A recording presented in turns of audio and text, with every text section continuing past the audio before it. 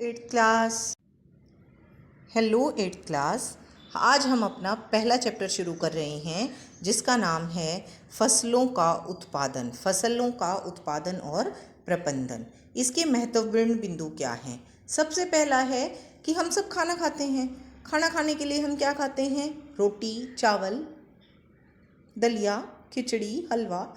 तो ये सब हमें कहाँ से मिलते हैं? पौधों से। अगर हम पौधों को, एक ही प्रकार के पौधों को बड़े क्षेत्र में उगाएं तो उसे हम क्या कहेंगे? फसल।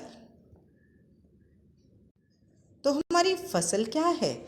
फसल है जब एक ही प्रकार के पौधे एक बड़े क्षेत्र में उगाए जाते हैं तो उसे फसल कहते हैं। भारत में दो प्रमुख प्रकार की फसलें होती हैं, जैसे रबी फसलें जैसे कि गेहूँ, जौ, मटर, चना। दूसरी होती हैं खरीफ फसलें, जैसे कि धान, मक्का, मूंगफली, जिसको हम सर्दी में बोते हैं और गर्मियों में काटते हैं। जैसे कि अब हमारा काटने का टाइम आया हुआ है गेहूँ, तो गेहूँ, जौ, मटर, ये हैं रबी फसलें। अगर फसलों को बारिश की ऋतु में बोया जाए और सर्दी की ऋतु में काटा जाए तो उसे हम कहते हैं खरीफ फसलें, जैसे कि धान, मक्का, मूंगफली। अब इस फसल को उगाने के लिए एक किसान को बहुत सारे काम करने पड़ते हैं। तो बहुत सारे काम में सबसे पहला काम है भूमि की जुताई, दूसरा है बीज बोना, तीसरा है सिंचाई, चौथा है आपका उर्वरक और खाद देना, पांचवा है निराई और गुड़ाई, छठा है कटाई और सातवां है आपका भंडारण।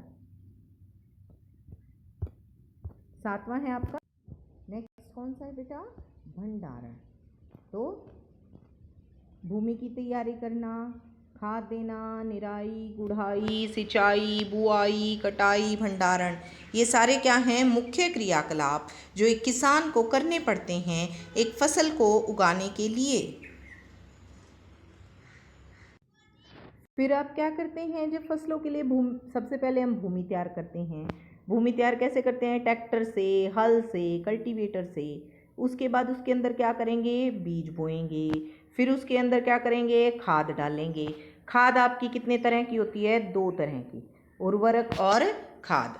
खाद कौन सी होती है? जो कि प्राकृतिक रूप से आप गोबर से खाद तैयार करते हैं, पत्तों से तैयार करते हैं, उसे हम खाद कहते हैं।